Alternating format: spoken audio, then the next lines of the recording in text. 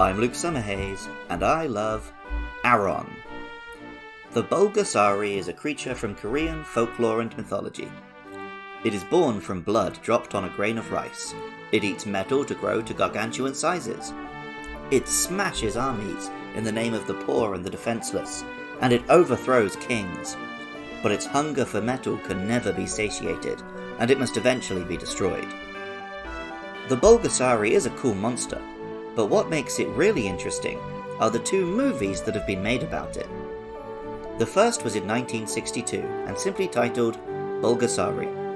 It was the first kaiju movie made in South Korea, and by all accounts it wasn't very good. But perhaps we'll never know. No copy survives today, having all presumably been destroyed in the Korean War. The second movie has an even wilder story. The name is usually written as Polgasari with a P. Made in 1985 in North Korea, yes, that one, it tells the same story as the earlier movie, but with much better effects and production, thanks to its director, kidnapped South Korean filmmaker Shin Sang-ok. Kim Jong-il wanted his own monster movie real bad, and went to heinous lengths to get one. I'm hoping to do an episode of my other podcast, Matt and Luke's Sci-Fi Sanctuary, on this movie in the not too distant future, so I guess look forward to the full story there. Kyushu, on which Hoenn is based, is the closest of the main Japanese islands to Korea, so naturally this is where we meet our first monster based on Korean mythology. A little rock and steel type dinosaur the white colour of rice, Aron is initially cute and unassuming, albeit rather cool. Its shiny has red eyes the colour of blood, but in its normal form it has cute blue eyes that don't give any hint of its badass origins. The Pokédex, however, does describe Aron starting small and eating metal to grow, just like Bulgasari. Pokemon Ruby tells us, this Pokemon has a body of steel. To make its body, Aron feeds on iron ore that it digs from mountains. Occasionally it causes major trouble by eating bridges and rails. Pokemon Sapphire tells us, Aron has a body of steel. With one all-out charge, this Pokemon can demolish even a heavy dump truck. The destroyed dump truck then becomes a handy meal for the Pokemon. And Pokemon Emerald tells us, a Pokemon that is clad in steel armor. A new suit of armor is made when it evolves. The old, discarded armor is salvaged as metal for making iron products.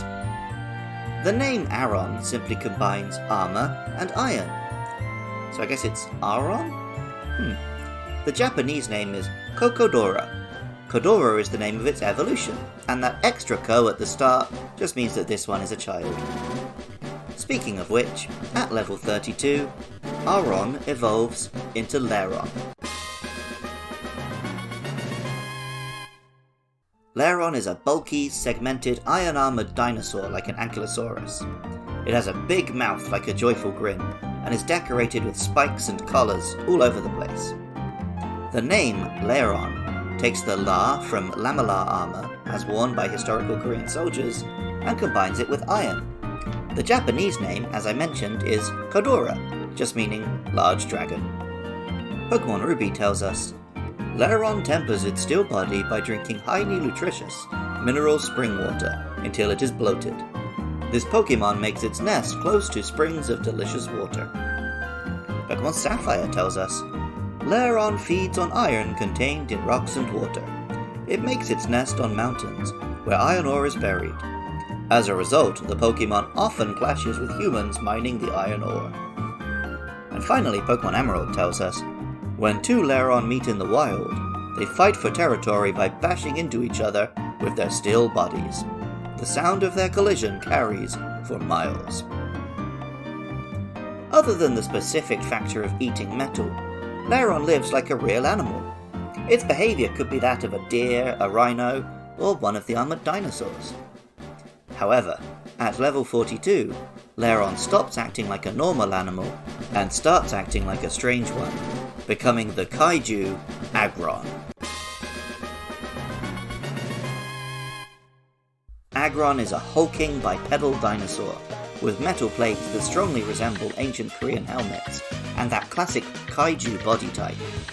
In its shiny form, it even changes its white shell to green, very much resembling the Bulgasari of the movies. Pokemon Ruby tells us, Aggron claims an entire mountain as its own territory. It mercilessly beats up anything that violates its environment.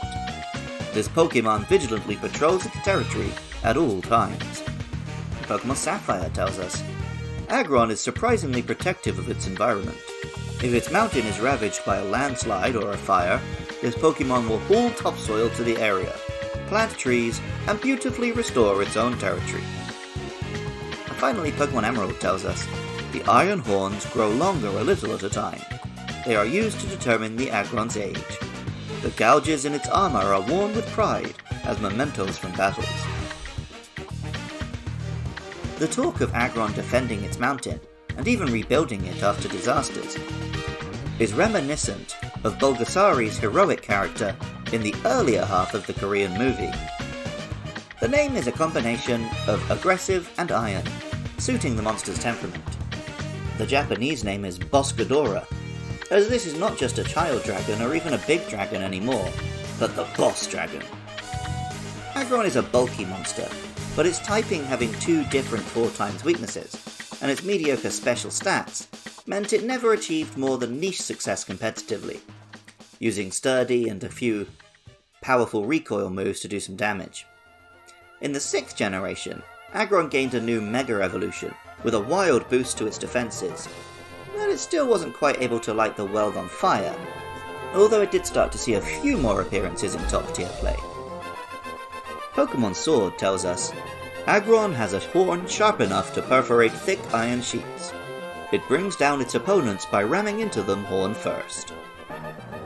This isn't too far removed from the kind of things we were told about regular Aggron, and Mega Aggron is also visually just an Aggron, but more so. A little bulkier, a little spikier, a little shoulder padsier.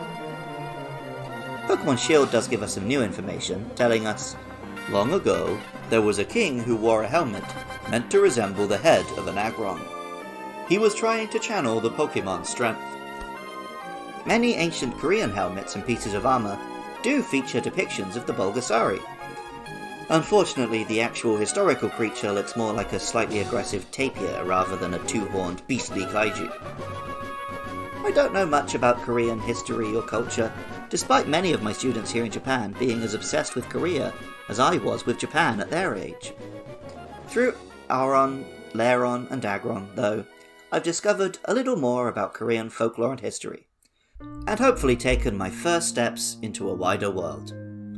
Music for Luke Loves Pokemon was composed by Jonathan Cromie. Artwork for the show is by Katie Groves.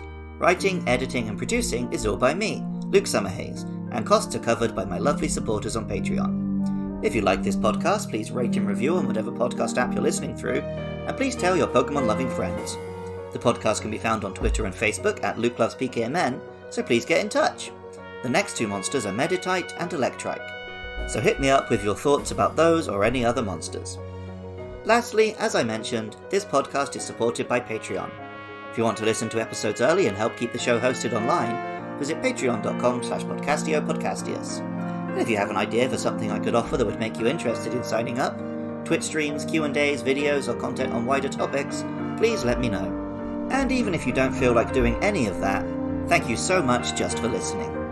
I love Aron, and remember, I love you too.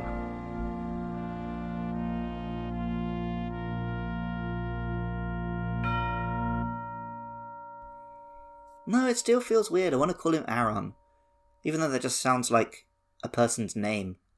Hi Aron, how's it going?